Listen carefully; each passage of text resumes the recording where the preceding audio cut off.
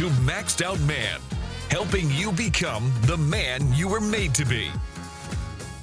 Hey guys, it's Kevin Davis from the Maxed Out Man podcast. This is episode number 34. I'm here with RT Phillips. RT is the co-founder of CORE, which is an organization that exists to serve and equip those who are passionate about seeing men embrace their true identity and purpose, which is pretty much what we try to do as well, through strategic partnerships, and they develop tools and resources for leaders to deepen their impact on culture. So he's also a men's ministry. You run a men's ministry as well, or men's pastor, I guess is what you would say. But hey, thanks for taking the time. It's what you're doing is super important, and I think that I really appreciate you taking the time to be with us today. If you want, give me kind of more of the backstory. That's just kind of like the LinkedIn headline of what you do, but I'd love to hear more about what you do as a pastor and kind of what CORE is. Well, first and foremost, thank you, Kevin. It's an honor to be on here with you and have this conversation. So thank you. I appreciate that. Yeah, I've been in the faith-based lane for much of my adult life.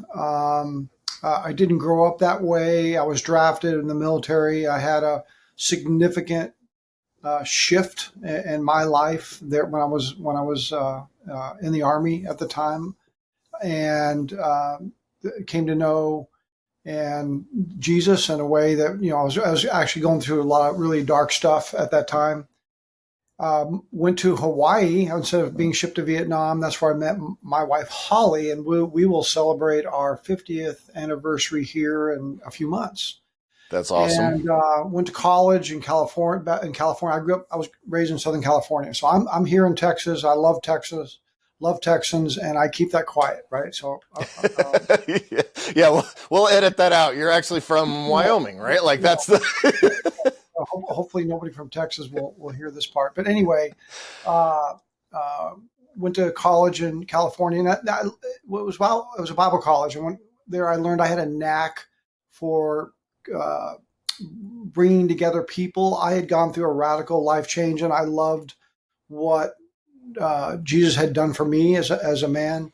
And I just had a desire to want to help others come to that same connection. So creating environments where that was on a kind of large, quote unquote, large scale, I did while I was in college, and I went back to Hawaii and started a couple churches. We did some large things. We did some things that were pretty, significant as far as those kind of environments where we have thousands of people come together and all. So I was kind of in my blood. I went to Colorado. Holly and I we spent over 30 years in Denver, Colorado, and that's really where we raised our family. And there, a football coach, University of Colorado football coach by the name of Bill McCartney had this idea of bringing together a stadium full of men. His pastor and I were good buddies. And so he had Bill and I get together and said, hey, this is somebody that maybe could help this idea. So I did, and that thing just exploded. And so our first gathering in July of 91, we had 4,200 guys come together. And then Bill asked if I would head up the organization. He was coaching at that time. It was they'd won the national championship. It was a very demanding job, but Bill's passion was definitely for men. He saw a lot of the deterioration taking place within the young men that he was working with around the country, and wanted to, out of his faith, wanted to do something about it and create an environment where his whole thing was a man's a godly man. So I got involved, and that thing just exploded. It was really, we've never seen anything like that in our country. We were, in the 5 years that I was president, we had almost 5 million guys come together in stadiums around the country. And so Kevin, we would fill a stadium before the marketing materials got to the city in some places. And so Wow. It was ridiculous. And then, so I did that. And then it gets into a deeper part of my story. Maybe we'll get into that in our conversations around masculinity. But there came a time where I was strongly being urged, a sense from God to a deeper level of surrender and openness to Him. More and more subconsciously, like a lot of us guys, I think just about every guy I know, we can be drawn into that our validation as a man comes out of what we do. And just because you're in the faith-based area, because I had a genuine love for Jesus and all, but deep down in my own brokenness, I was being validated by the things I did versus who I was. So that statement there is pretty much everything for me. So, and worth probably circle back on that conversation, but because I didn't get it, because I missed it, because of deep down that blindness in me, that I knew that God was everything. I knew that He was the one that gave me life and purpose. I absolutely knew that. But underneath that, Kevin, was a need for Him to help me be important. And it's a subtle thing, but unchecked, that thing in there can become self-consuming. And God was trying to get me to face that in a way that was very, very difficult for me. I couldn't fix myself, and it went through a slow death experience over a period of about 20 years, where eventually I lost everything. So we lost our savings, lost our home, lost self-respect. It was just a very, very difficult but amazingly wonderful time where I finally gave up doing everything that had worked for me all my life to do important things. My daydream as a young pastor was to fill a stadium full of men. So before that ever happened, so my dream, all of us have dreams, right? My dream was that. Well, I got to do that in ways that nobody's ever experienced. At one point, I had the only time in my life, Kevin, I had a vision. It's a different story, but I had a picture of 1 million men in Washington, D.C. Well, that happened in October of 1997. This picture that 3 years before that God had given me actually happened. I say that not how important I am, but that guy, that broken former drug hippie guy that came to life in Jesus, and all of a sudden gets to experience the beauty and seeing lives changed. And I was quote unquote living my dream, but deep down, slowly, that was the very things that were the things that validated me were becoming my idol, and God wanting to free me. And so I hit bottom. I came here to Austin, where I love. We talked a little bit here before I jumped on. That Texans are the best, and I'm saying that I'm living in California, Hawaii, and Colorado, but Texans are awesome. But I hit bottom here. I just took a job, and God did this burning bush experience for me that got down into an area in my life that I realized that it wasn't about my performance, but it was about what He believed about me, and it just shifted everything. And out of that came what you said, core.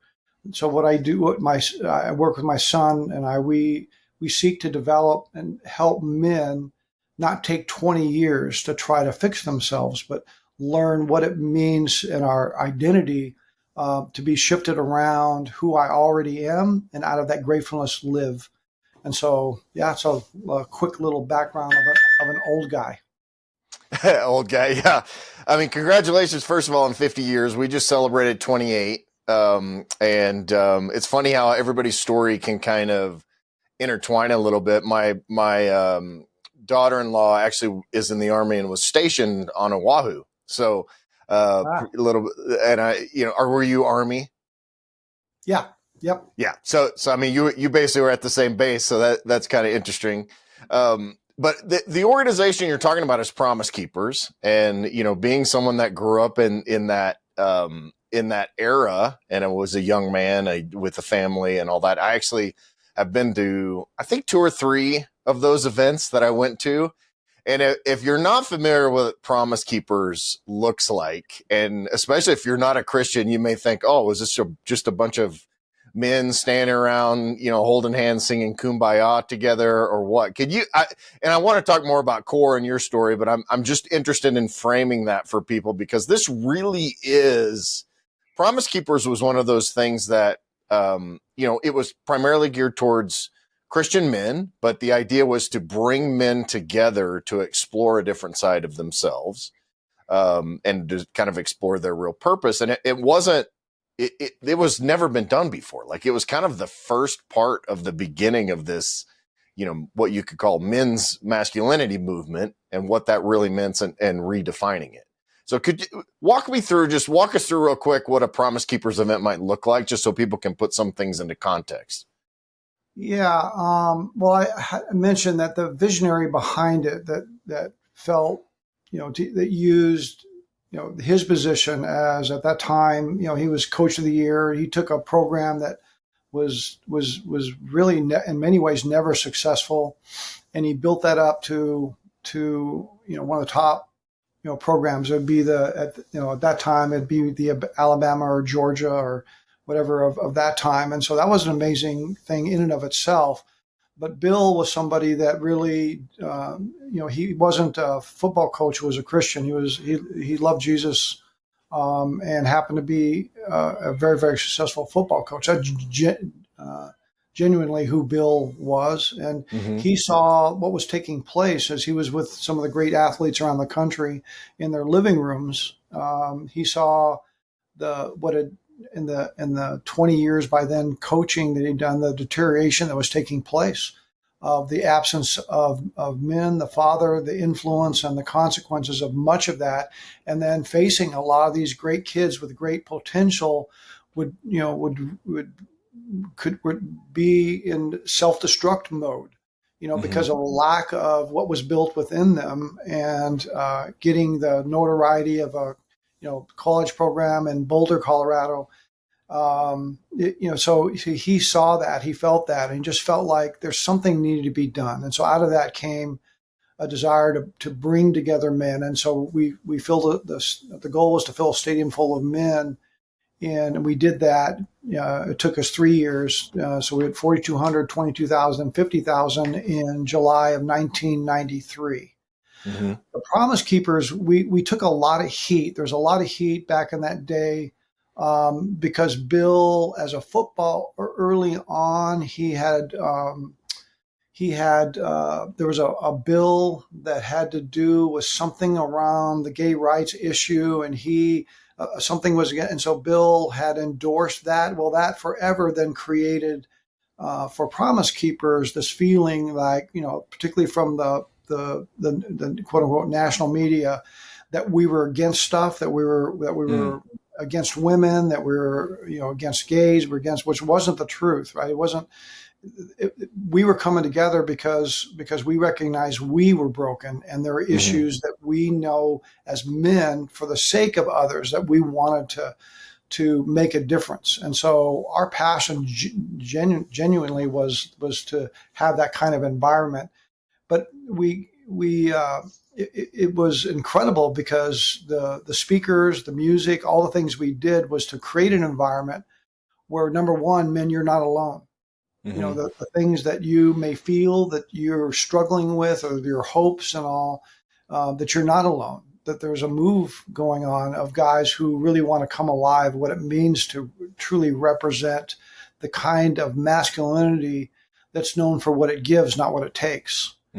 And so it was combustible, right? So that the gathering of 4,200 became 22,000, because guys experienced in there something very, very incredible, of an embrace of our, I'll use, as a follower of Jesus, we sensed a presence of an affirming God who did love us for where we are, but yet wanted to bring out of us, to take our eyes off the narcissism that all of us were living, and begin to look at and give up our life for others. And so that was, that the combination of those things, of just needing to know that there are other men that were where we were and struggled and yet had the same hopes. And then a sense of God's affirming and meeting us where we are, regardless of how broken we were. It just exploded. And so that 4,200 became 22, became 50, became, I think the next year was 270,000. Next year was 600. Then it became 1.2 million. And this is in stadiums. So it was just something we'd not seen. Well, what was going on? There was a genuineness of taking place within the culture that was seeking to tell what masculinity attack men. And much of some of the attack was justified in the sense that, we were increasingly leaving the home. We were increasingly, the men would use their strength at the expense of women and others. Like there would be protests everywhere we would go. And this is it may sound like this is the truth. I never, and I've had at times literally scream at me, say things at me, say some not so nice things to me. But I genuinely love them as a whole. Many of them faced the pain of what it was like to be in a situation where they were hurt deeply, deeply by someone that was supposed to love them. And they knew they had sisters that experienced the same thing. They thought this idea of all these men streaming into stadiums was going to reinforce a kind of masculinity that was going to result in greater hurt and pain. So I got why they were there. So I'd never judge. I know. So it was never, but I mean, there's great stories we won't go into where we actually would invite in and they would sit in my booth and just had a different experience of actually what did take place. So that's my quick little, what Promise Keepers was about. It was just a powerful season of time. And I find that super interesting because you're talking early 90s. I mean, this is that would be 30 years ago, and like 32 years ago. And we're in a much different time. We could say we're in a much different time, but the core issues, pun intended with your organization, but the core issues in masculinity in men existed then and before then, and the struggles that men have. I think now, did you see at that time versus now, there was a similar attack, or is it, has it graduated into additional attack on masculinity? I have a thing behind me that says masculinity is not toxic. Some men just suck, which is basically like it's so, but I mean, it's like masculinity in and of itself is not a toxic idea. And but it seems like now it's under more attack, but do you think that has actually changed, or you think it's just existed, through multiple generations? Well, it gets a little deeper dive into, some of my views of life and philosophy of life. But yeah, I think it started from the very beginning of time, that the idea of what we were originally designed for has been lost. Mm-hmm. And so for those of us that, the faith that draw from the original design of who we are, who I am, was we had the freedom to live life out of not needing to think about myself first. It was other focused. And so that picture of, you hear it at every, at least Christian wedding, that, Adam and Eve were there, they were naked and not ashamed. Well, what is that? There was they saw each other out of the beauty of who they are and how to love them versus my own self. So when you begin to focus everything that starts with, which is what I struggle deeply with, around the need of how is this going to help me, and then and then I'll love you. Well, that was lost. That ability, the freedom to live other-centered, was lost. And what that brought to us was living life out of, first of all, what does it mean to me? And so Kevin, you and I know as we work with guys, you have these extremes. So you have this hyper masculine survival of the fittest masculinity, right? And so there's some good qualities to that, and all, but you want to make it this, again, that macho masculinity to take control and to drive your life and all, which is at times very needed and wonderful, but that you can also have that passive masculinity that basically goes wherever the prevailing wind sends it. I'm just going to be the nice guy. And so I'm here to be nice and and it's good to be nice. It's wonderful to be nice. And it's good to those elements, but the two extremes that we have within masculinity are both into themselves. It's the same issue. Yeah. The same issue, and that's self-absorption. It's about me, and that we need a kind of masculinity that the starting point isn't about me, but it's about you. Mm-hmm. And that's the freedom that's beginning on a whole new level for me and living life out of the slow, the scar tissue of my own narcissistic living as a man, as a husband, as a father, as a follower of Jesus. There's a deeper level I'm beginning to experience that brings more the best out of who I am, not because it's about me, but it's about you. Yeah. And I mean, and those two extremes, the way I usually think about them is you have like special operator, Navy SEAL, soldier going in to do a job, going in to do a mission. Obviously, that's not the time to talk to your buddies about your feelings, right? And really, go down that road. But when you're holding your new baby daughter in the hospital, lying in the bed with your bride, that is a whole different side. There's nothing any less masculine about that than the other, and trying to find that balance between them. I think of what a lot of men do that I've seen is they put on, and myself included, is you kind of wear these masks, right? Like we almost put on that hyper masculinity mask as a way, because at somewhere in our system, we feel that the other side of that continuum shows weakness. Yeah. And I don't know if that's something you agree with or not, but 100%, Kevin, 100%. Much of what I try to do is I say this all the time. I think the guys that that I have the opportunity to speak in their lives are sick of me saying this all the time. I go, there's a reason why the Bible goes out of its way to reveal the weaknesses, the failings, and the sins of its heroes. Mm-hmm. It goes out of the way. Well, that points out probably there was another writer than self-consumed writer to reveal how broken all the heroes of the Bible were. Well, it's because it points to that there's a greater sense and opportunity out of what God has done for me, and that what you described was weakness is. I think you got to help a man embrace his strength. You got to first help him embrace weakness. Mm-hmm. And so for me, when I described that 20 years of a slow free fall, I was so tenaciously not willing to face the own depth of my own weakness that was keeping me from understanding the beauty and the depth of who I am. That mask you described wasn't a purposeful, I'm going to wear a mask. It's all I knew.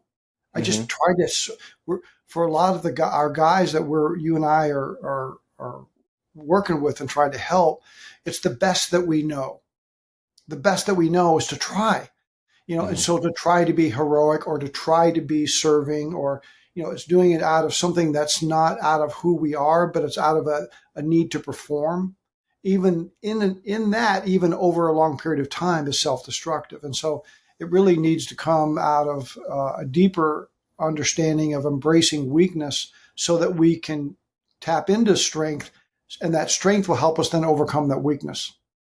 And what does that exploration process look like in terms of, because like I said, as far as masks go, like we have this, I feel like a lot of men, we're doing some marriage ministry, mentoring with a couple now. And we had this conversation last night. He was talking about changing from basically a self-employed person to someone that is actually going back and being employed. And he was struggling. One of the big struggle is this pride, not prideful in like a boastful way, but we all have pride, but in a way that he was worried about losing his identity by not being the go-to guy in his own business.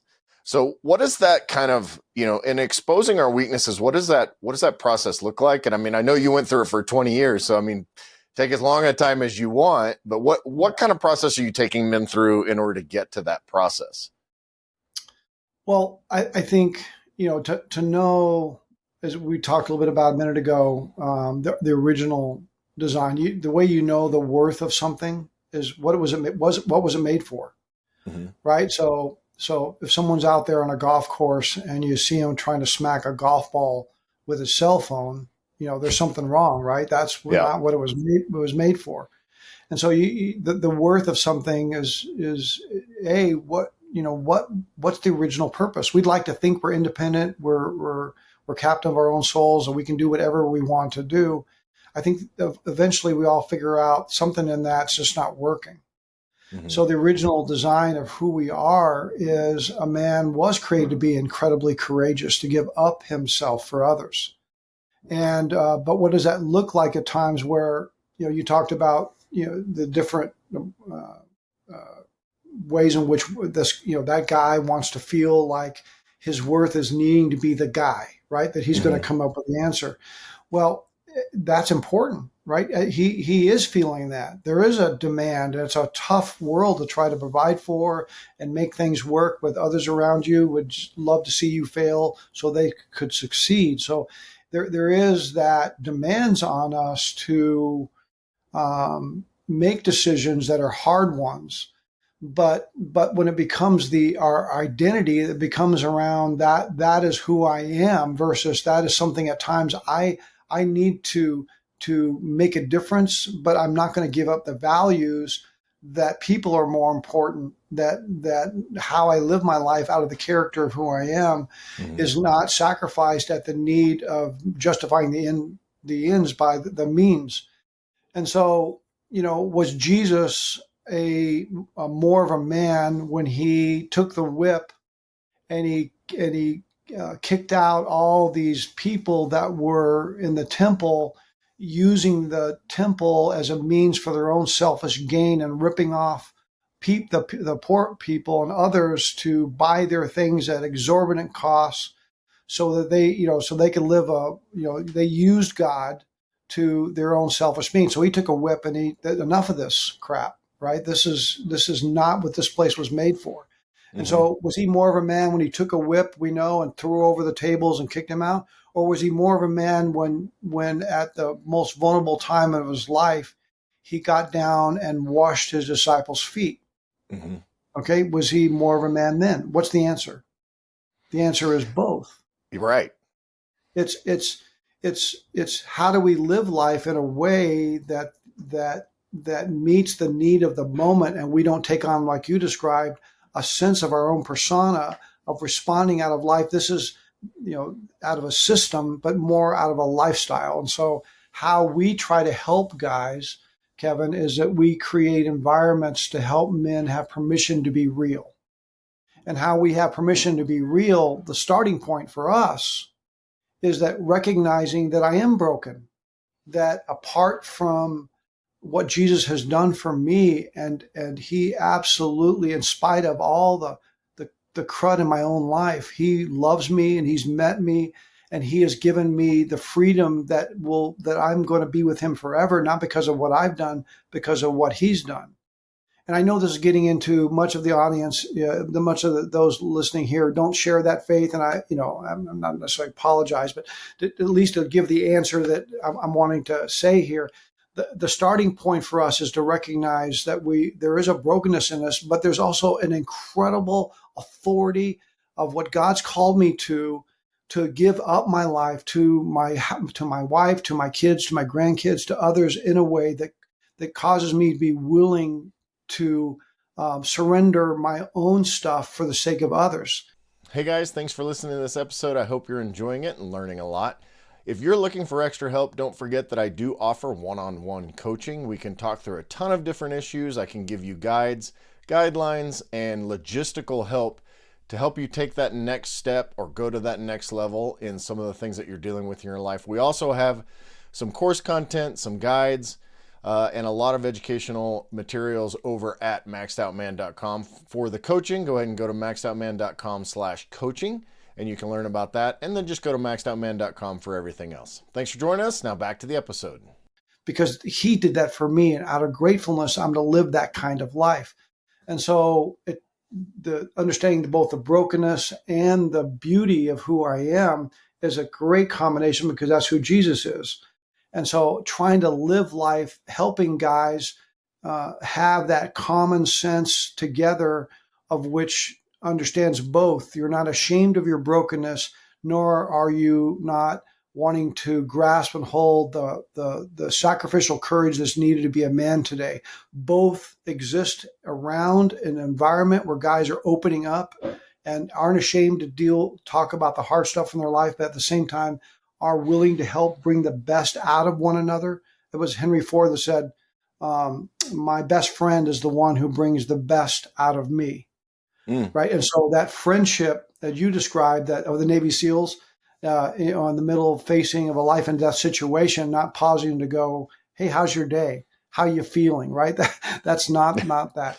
Well, it's for men, how we're most of the men that I know that what brings that sense of connection and deep friendship is not around common emotions. It's around common horizons. Mm-hmm. It's we're made, and so it's seeing things that we can do together. You see that, right? So the great, connections, the things we love to read, the things we've experienced as men has been around that sense of that great task. So that's the military, sports, the marketplace, creating the ability to come together, collaborate, work together for some great opportunity before us. What brings me alive as a man is when I'm with others who have the same sense of a direction and willing to work together to make that work. Out of that comes a deep connection and a friendship. And so we want to build environments where it's not about, quote unquote, the emotion, although deep emotion along the way can be expressed, but it's around a sense of how can I help you be a better version, Kevin, of yourself, which means for me, I want to hear more of your story, not your bio, not your portfolio, but I want to know your story.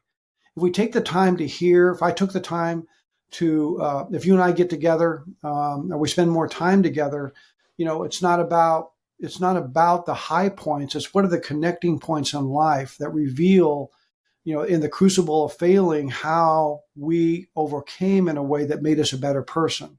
What are those thematic things, or how can we help when we are giving up on ourselves, that we can be there to believe in someone even when they stop believing in themselves. That's the kind of opportunities we want to build. And so, we're doing that. And then, it's gone beyond that of what core gets into another thing that we're kind of focused on now, that we've brought together 10 of the leading men's organizations in the country. And so we're just spending lots of time and energy together, is that, humanly speaking, we're losing the war. And so the issues of the masculinity, the language, and what's being done is being taken over. So we've lost the platform of defining masculinity on a way that's life-giving. And so again, it can get into the two extremes that want to define that kind of masculinity.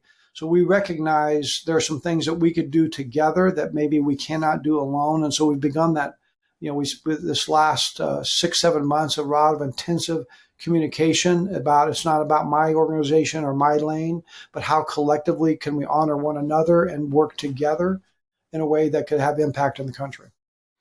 Yeah, I mean, we're in such a weird time with, gender discussion and masculinity. I read this story this morning that a man who has now decided he's a woman broke the women's world record for powerlifting by over 450 pounds.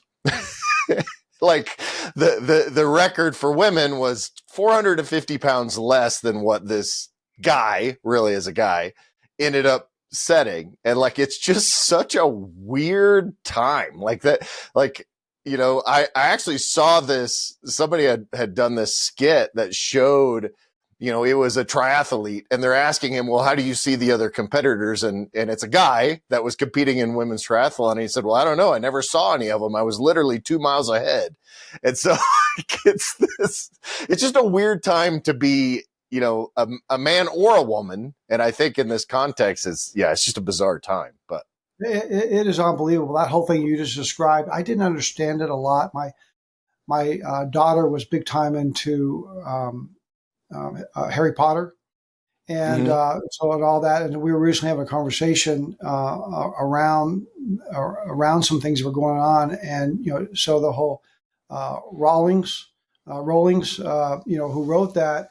There's a I think it was a phenomenal podcast series. It's a 7-part podcast series. That's was it the Witch Trials of what's her initials? G.K. Rowling. J.K. Rowling. J.K. Rowling. And it gets into what happened, why the such violent response, and why the left has bought into this need to define sexuality based upon preference versus fact. And it's pretty incredible. I just opened my eyes to what you just talked about. It's just a symptom of a ongoing sickness that the results are significant that's taking place on our children today. Yeah, and I think one of the things. Go ahead. I'm sorry. A friend was here. Our air conditioning had a problem, so a friend came over and we were looking at a couple things. We were just chatting, and he told me just how that week his 7-year-old said, Mom and Dad, do you know that girls can become boys and boys can become girls, right? And this is a 7-year-old. This is Texas, right? So that conversation is like, what? And it is very, very real. Yeah. And if we don't have a strong sense of a definition around masculinity, that neither is, that again doesn't.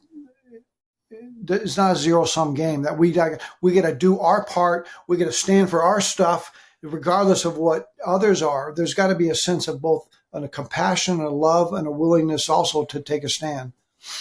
Yeah, I have this great compassion for young men, especially because we live in a time when either it's not okay to be a masculine young man, or they don't really understand what's okay and what's not okay, what the definition means. I had a conversation with my youngest, and we kind of work through this, but her perception of organized sports, male organized sports, is they're a bunch of misogynists and rapists. I'm like, what? That makes no sense whatsoever, because and I was talking about, it came up because I was talking about the camaraderie and the bonding and how it teaches young men to be men.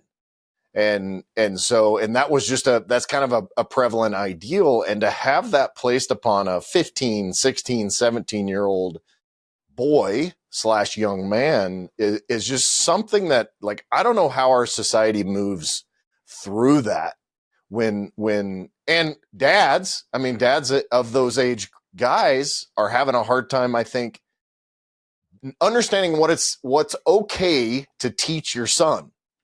What does it look like? Yeah. You nailed it.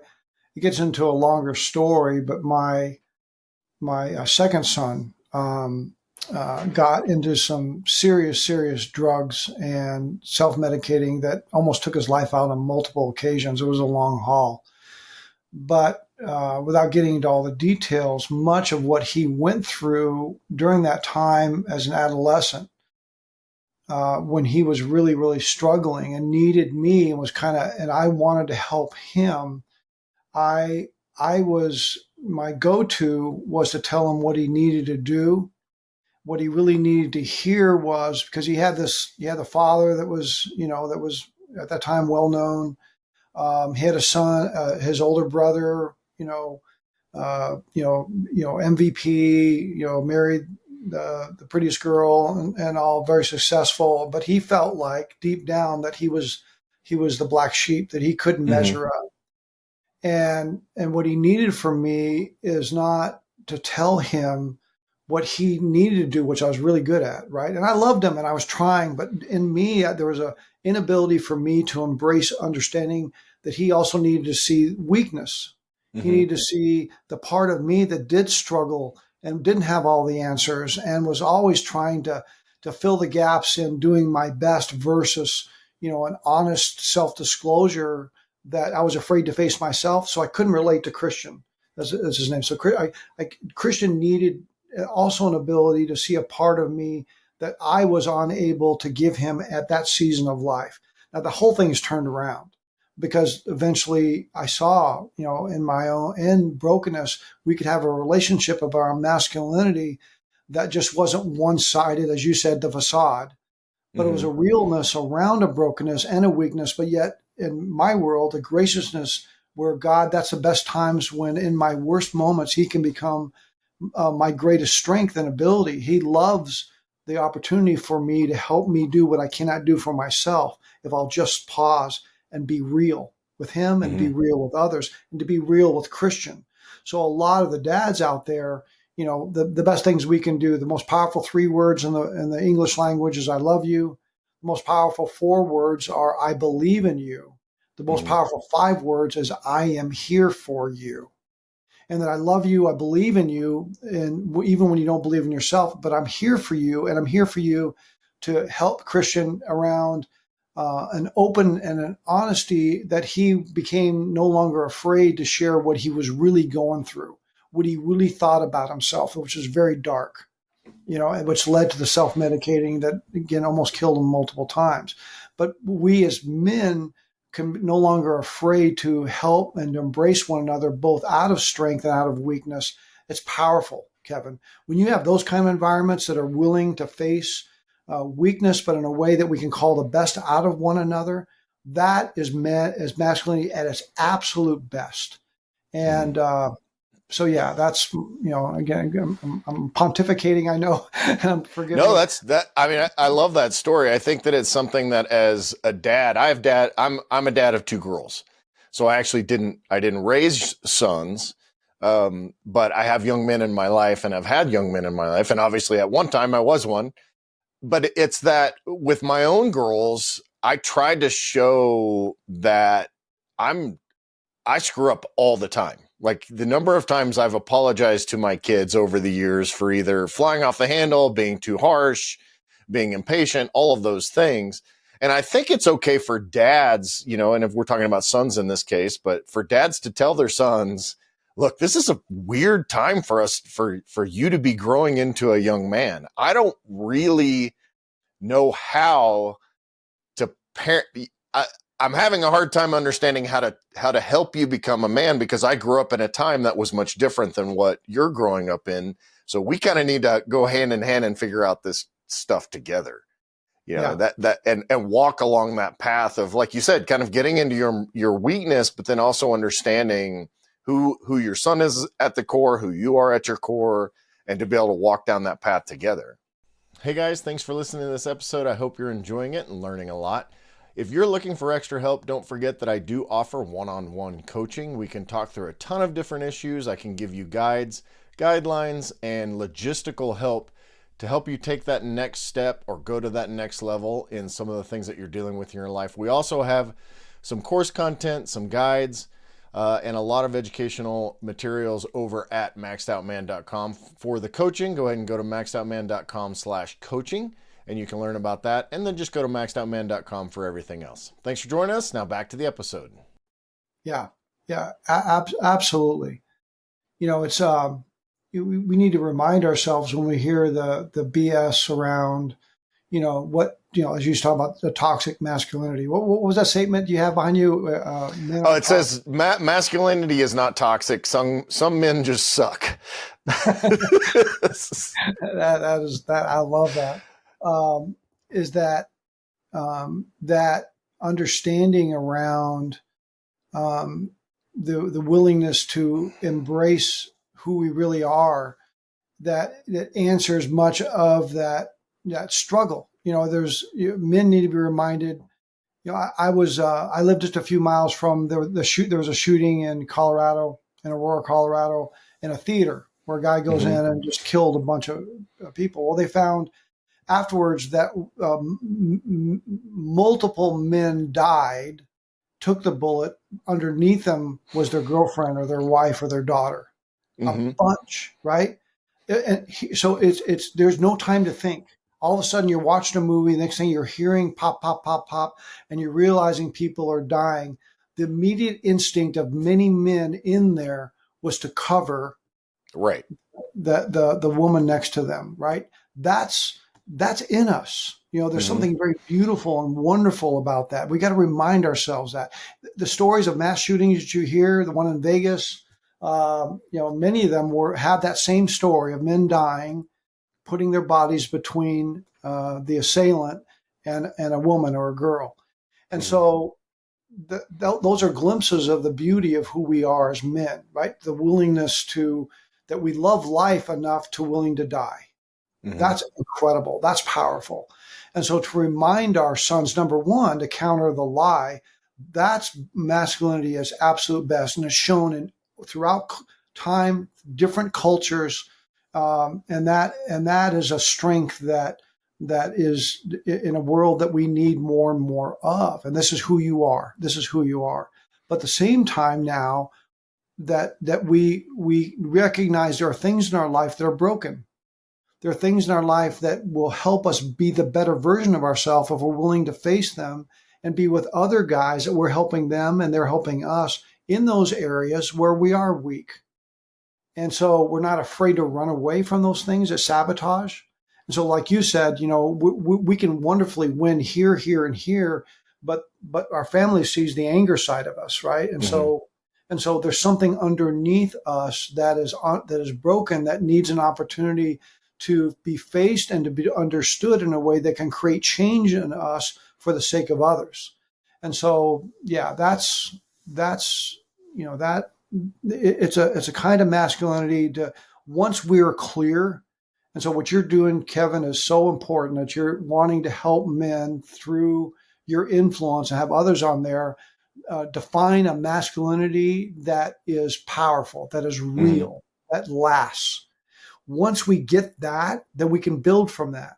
What we're trying to do and these leaders that have come together, it's not something publicly, it's going a while, but the first thing that we're going after is defining masculinity in a way that's very, very powerful, that describes masculinity around our identity, our purpose, and our community, a need for one another in a way that recognizes the lies that we bought into, the truth we need to hold on to, and how it's to be lived out. And that's, so it's those kind of things, and that what you're doing, what we're trying to do to help a whole new generation of men in the midst of the worst time in this country's history live out a kind of masculinity that is desperately needed in the times that we live in today, like none other.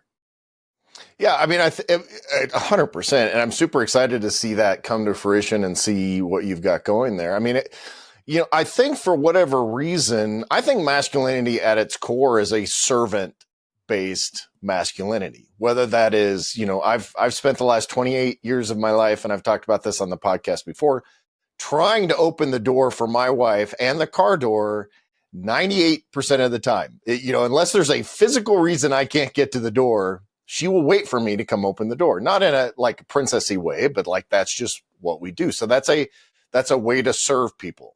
Serve my wife. I open the door for men and women going into the store. And I know this is a weird, controversial thing. You've had women that I don't need a man to open my door. Well, of course you don't. You have two arms and two legs. And you walked there. However, this is me serving you. And there's a sense of masculinity around that to where I'm serving. And I love that you and I are both Christians. A lot of people are listening are not. However, there's some real, even if you're not someone that embraces the whole idea of Christianity and the truth of the Bible and what Jesus did and all that thing. So like, take the faith and belief side out of it for a second. If you look at Jesus as a man, and I've been watching The Chosen. I don't know if you've watched that show at all, but it's obviously it's a fictionalized and dramatized version, but I love the way that they depict Jesus because he's funny, he's sarcastic, he's irritated with his disciples. But at the same time, he has a real softness. He can connect to women on a very masculine level, but in a more, to meet their own femininity. What a lot of people don't realize, especially if you've kind of grown up around the artwork that depicts Jesus did not look like a 110-pound female. Jesus was a carpenter. Back in the day, they didn't have DeWalt power tools. They were using axes and huge knives, and they're dealing with timber. And like Jesus would have been a fit guy. He had spent probably from Joseph had taught him how to be an apprentice. He had spent at least 25 years, probably 25 years working with his hands and being a carpenter. So Absolutely. he was as someone that you would describe as like the man's man, like, Yeah. but at the same time, he did the ultimate servant masculinity, which is like, give your life up, not only for those around you, but all of humanity. That's the story. Yeah. That's the story of the Bible. Yeah. That's dead on. I think, we as the church have failed in so many ways, the world, the community, because the artwork that you described came out of likely an emphasis around spirituality that's based upon more of a religious perspective versus being real, being one of the biggest enemies to the Jesus that you and I would hope that others would come to know. It's us, because what we're saying is that you need to be holy to measure up. You need to perform, you need to do this. That was the enemies that Jesus in his time that he faced. The biggest enemy to Jesus wasn't the Romans, who were the greatest world power at that time, that were suffocating the life out of Israel. That wasn't the number one enemy. The number one enemy was religion that sought to base its need to control people through, you're the expert and the others, you need to measure up based upon these laws and principles that ultimately you're never going to be able to live up to. Right. And so the chosen, what they've sought to do is to bring a reality to who Jesus is in a way that's counter to centuries of what I'm saying is that's way overstated. There are so many beautiful, wonderful people who've reflected the reality of Jesus throughout time forever. But I'm just saying, as a general principle of religion, it's really failed that really is, impacts again into what we're talking about, and that's identity. That's around what you're attracted to, is saying, hey, this is a version, an imagined version of Jesus that draws from, a number of truths and principles from there, but in a way that's very real. Right. Well, that's life, right? Some of your best moments, the guys, and maybe some women are listening to, some of your best moments, some of my best moments of life has been when I've had a chance to just be real. And I've just not had to I could be myself, both in the things that are going on in my life in a way that I feel believed in, regardless of how bad or how wonderful they might be. That there's a reality where that kind of environment where that we can face the reality that ultimately can be met by a God who that's what he wants. He just wants us to be real. Doesn't want, quit faking it. But yeah, that's what you're saying is dead on. Regardless out there of those of you that, may have zero religious background and all, I think there's hope for you around an ability, again, of finding in environments where those who are not just acquaintances, those who aren't quote unquote even just friends, but do you have somebody that you can be absolutely real with in a way that can bring the best out of you without feeling that you're being judged? That's wonderful. And could you do that for that guy? When you have that kind of commitment, you can work it out, because we weren't meant to do this alone. I think ultimately we can't get done the things that we would hope around masculinity, struggle, culture, children, all the stuff we've talked about. Ultimately, to work that out, it's got to be done, I believe, in community, where we can have that same common desire to want to help one another to live that kind of life.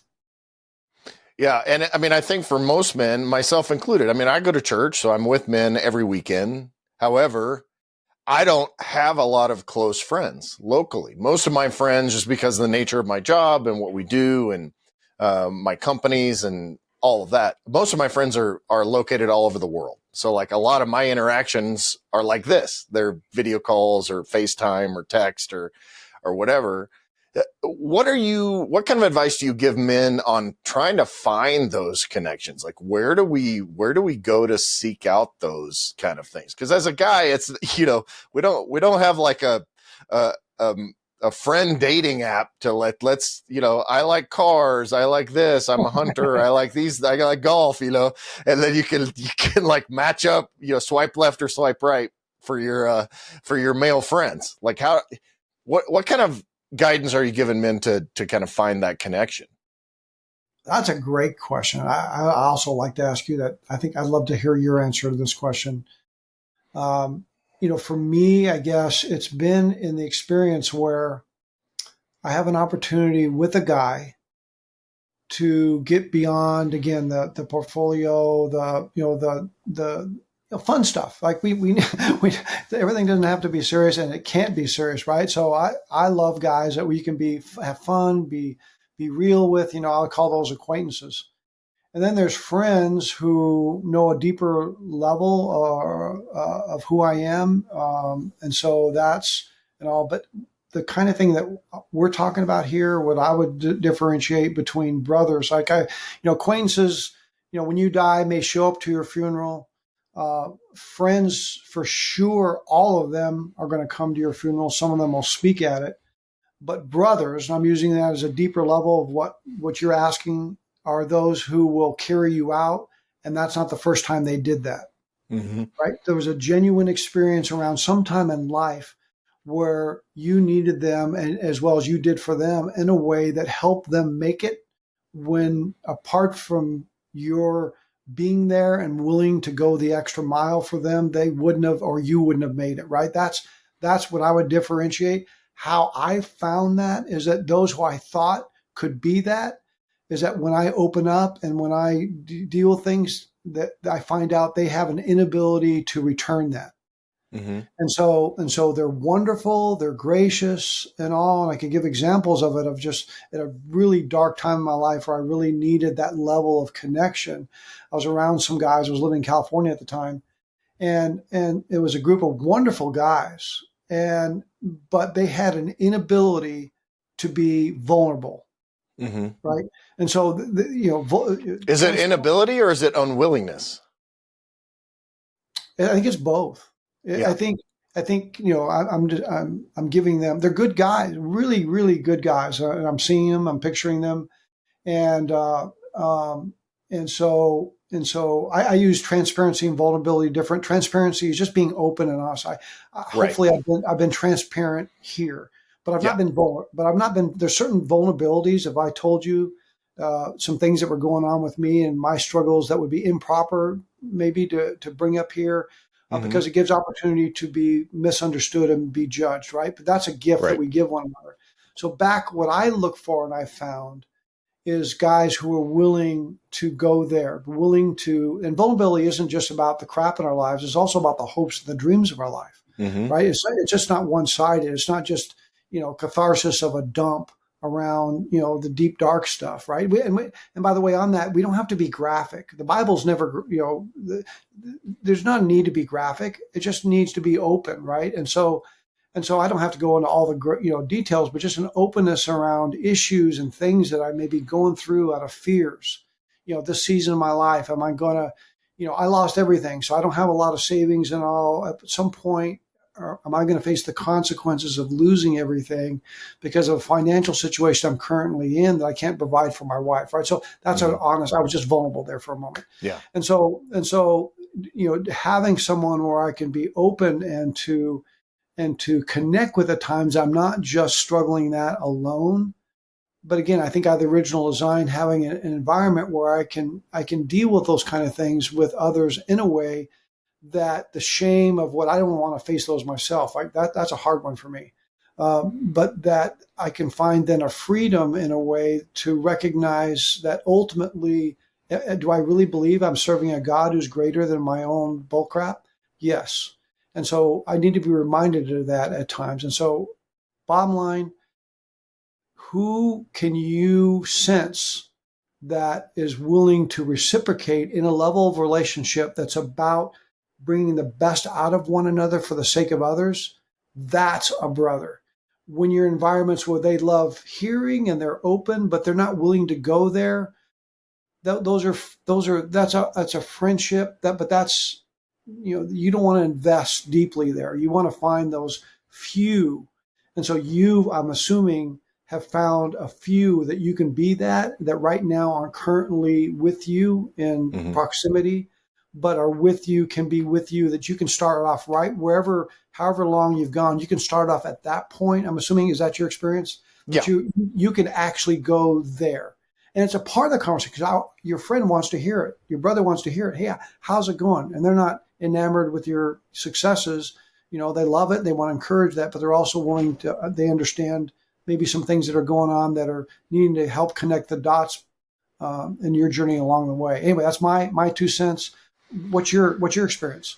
Yeah, I mean, I think that's, and we live in an environment now where, we can actually develop and foster relationships. I'm in a unique situation because I'm in small town Montana.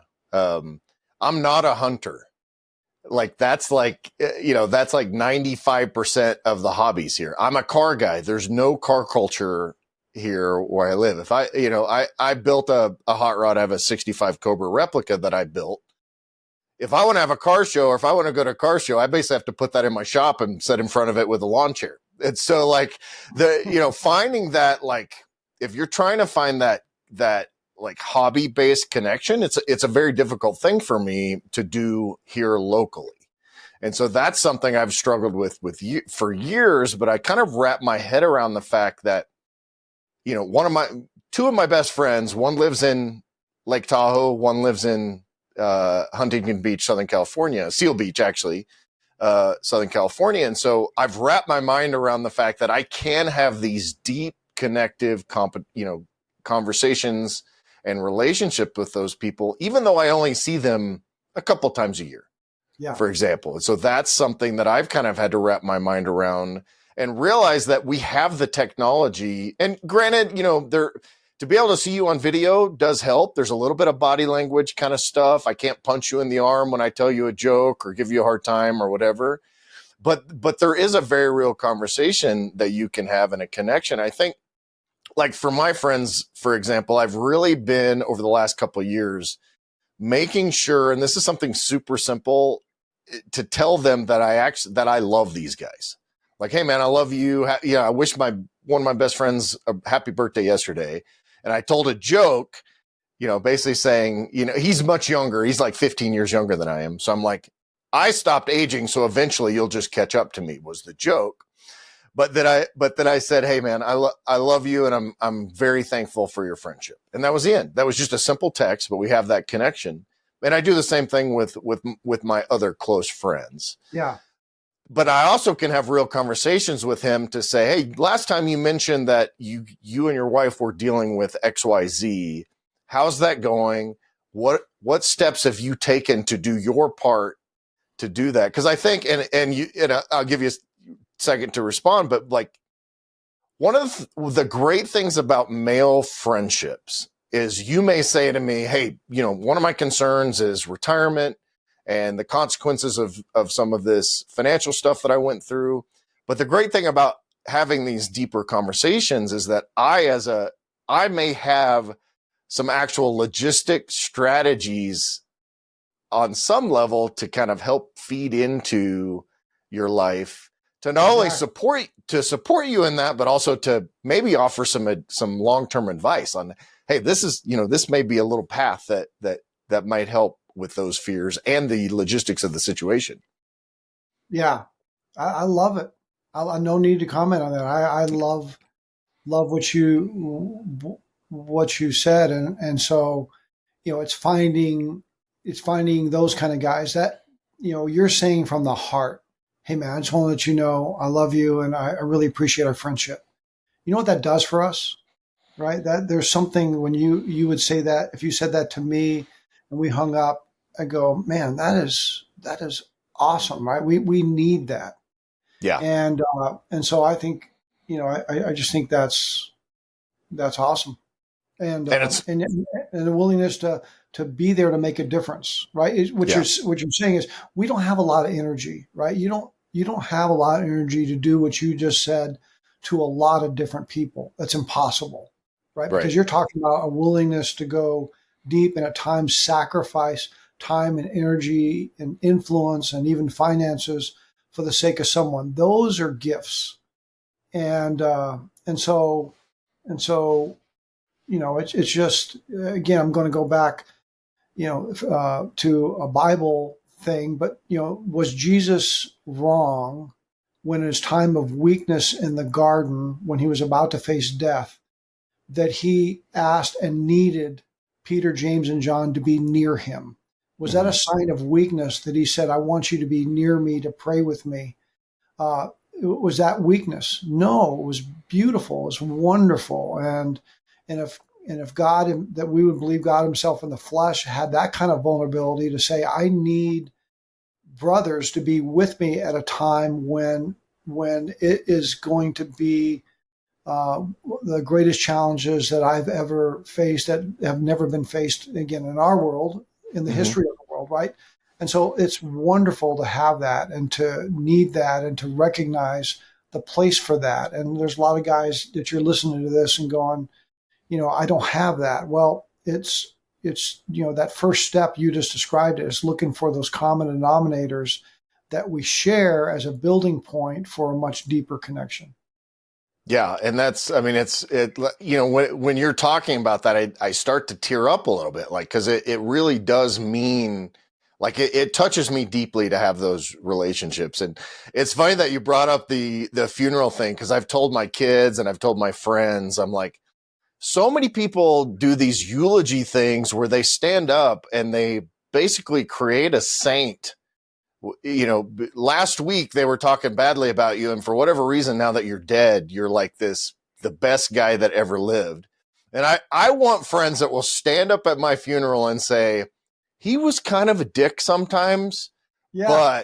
but this is who he was in my life, right? Yeah. Like those are my quote unquote relationship goals for those kind of friends. And What happens in the room? What happens in that chapel? No, seriously, what happens in the room? yeah, I mean, people are laughing and just like They're this. going, but this guy's being real. Yeah.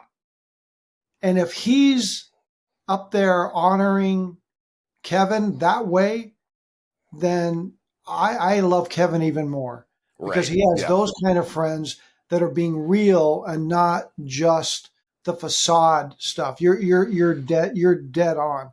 And it's the same thing that happens for when someone shares with us a genuine vulnerable area, we think that they're going to think less of us. Hmm. But the kind of guys we're looking for to do life with, it's the opposite, and we love it when they're that with us, because we think more of them because it's being real. Hmm. 100%. Well, I think that's an awesome way to kind of land the plane. I will make a recommendation for those that are listening.